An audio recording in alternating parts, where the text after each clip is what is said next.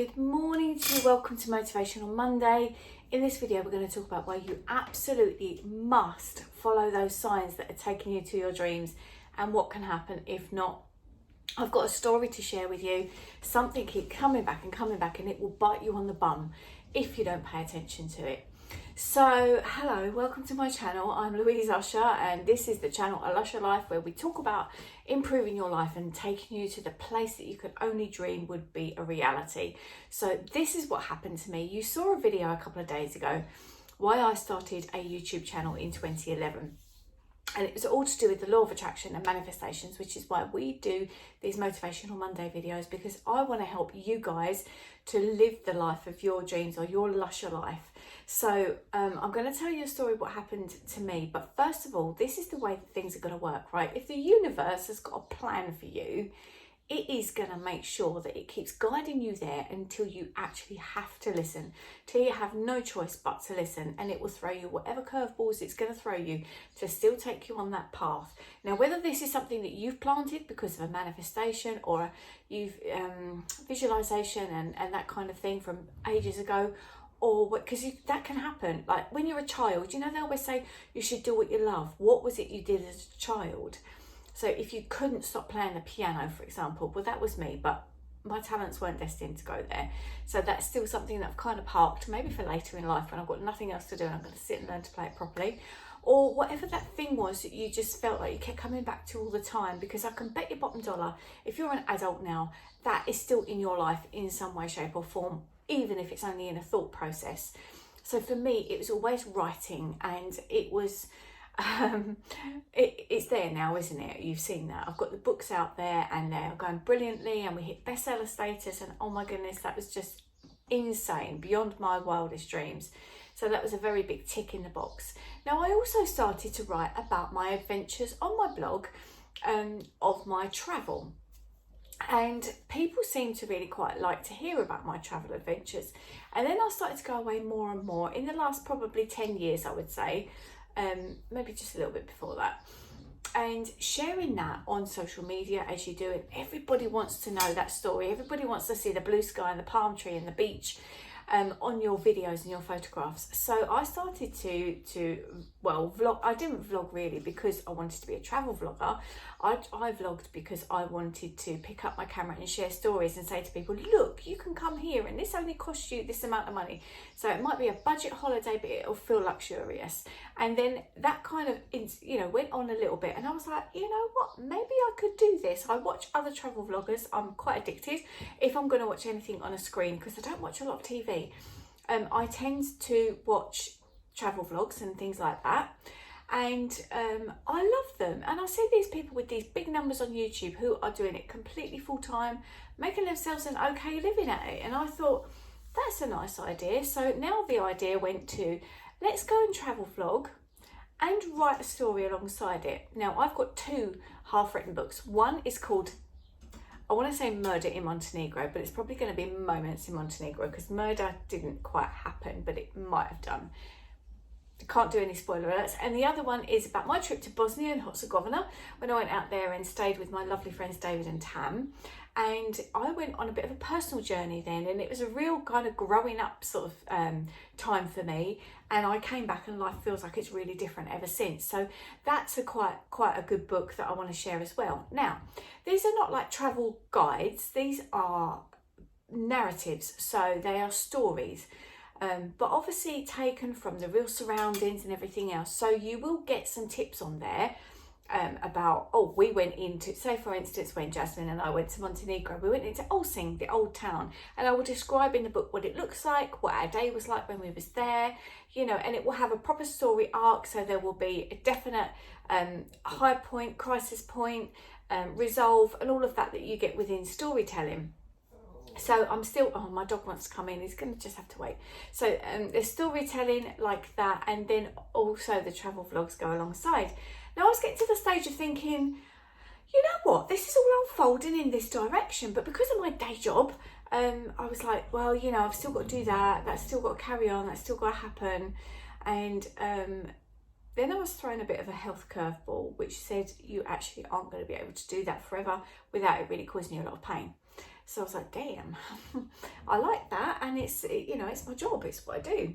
So I've started to tweak things in life. So I do a bit of this and I do a bit of that, and then blow me down. We went to Gran Serenis in Mexico in January of this year. We was very lucky. We was one of the ones that actually managed to get a trip in 2020. So I went out there with the intention of having a holiday, because people say, oh, you're always on holiday, but let me tell you something, it's hard work doing the travel vlogs and blogging. It is hard work, and I go out there, my mind's racing all of the time. That said, picking up your laptop, sitting on a beach somewhere and doing this with a drink and sitting under the parasol, to be honest, I mean, it's not a bad day's work, is it? It's not a bad job to have.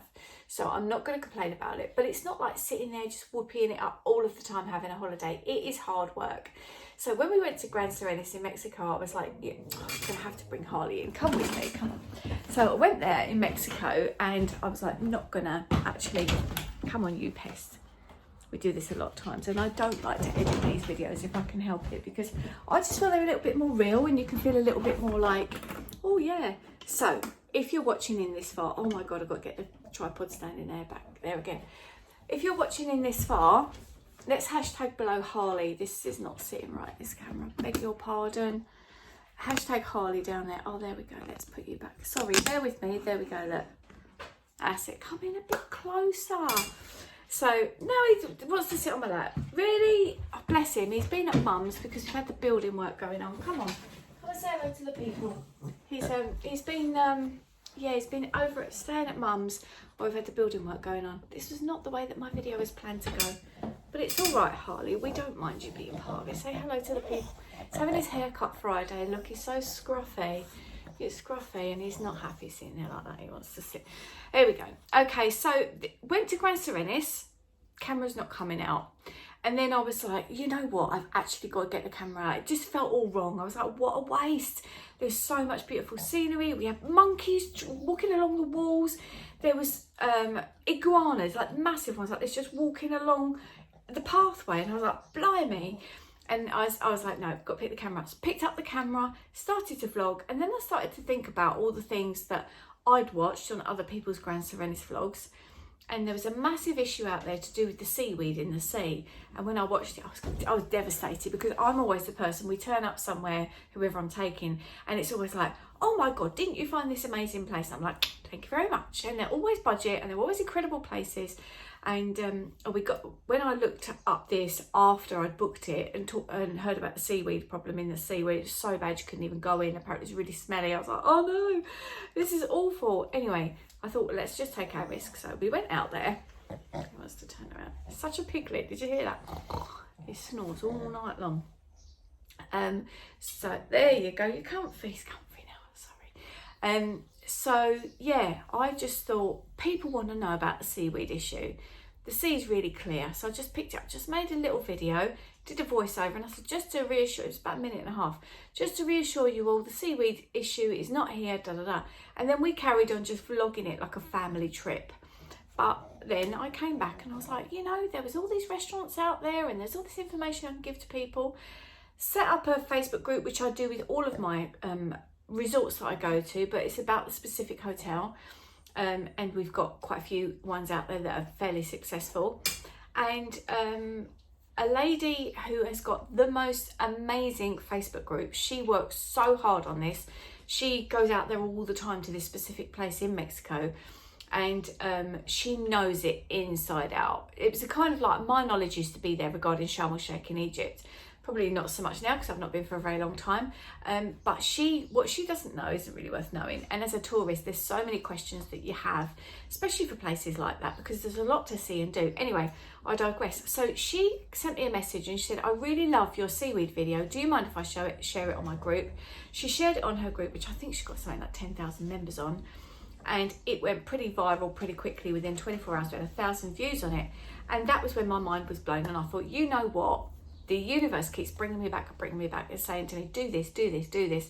You love it. It's going to make you have an incredible life. And I'm not shy to admit, and earning you know, some money with that, because I do work hard on it. Like this morning, we got no builders in the house, hooray! And I thought, you know, I don't mean that to sound horrible about them, but it was just really nice to just think, okay, a good day of clearing up today. You know, lush of life and all that. But marigolds will be on, the Hoover will be out, and it's got to be done. Well, where was I going with that? Yeah, so it was nice to wake up this morning, and I do this every day, pick up my phone and I start doing my social media. Hour and a half this morning before I even got out of bed. So don't sit there, you know, I'm not going to apologise for saying, okay, yes, Google pay me to make these videos. And that's fantastic. And I've got other little ways of doing it. People do it. It is now what people do. So I've got totally no apologies to make, totally the belief in you can live whatever life you want, but it takes some weaving to get there, you know, because you'll be like, oh no, I don't know, that's not, no, and then the universe will come and go, yep, that's what you're doing, and it keeps showing you all these signs. So in a nutshell, why not just do it? Why are you holding back? Why not start making those steps towards it? Now mine's been a 10-year work in progress, as well as being a single mum and raising twins, all of that going on, and also the dad thing and looking after mum, and you know, it's not been easy, but it is doable step by step. I'm not one of those law of attraction people that says click your fingers and it will turn up in your lap. That isn't my belief. I don't think that's how it can happen. It takes a little bit of graft, you know, you have to set your sights and your focus and get there. So why not do it? Leave in the comments, or personally if you want to inbox me, then do. I've got loads of comments to reply to, and I'm going to do that today, I promise, hand on my heart. Especially those of you who've asked about the allergen tests as well. If you don't know about that, there's another video, go back a couple, to do with allergen tests. So those of you that have asked, I will be in touch. I can post those out to you. We can do it remotely, it's completely possible. So I'm going to reply to all my comments today, promise, and I never break a promise, so come hell or high water, that will happen. But yeah, so I just want to know, what is your thing? You know, like I say, email me, leave it in the comments. What's the thing that you want to do that you've got a little doubt of? Or if you think, yep, I'm trying that and I'm going towards that, like I am. It's not quite where I want it to be, but it will be, and I'm really clear on what that vision is.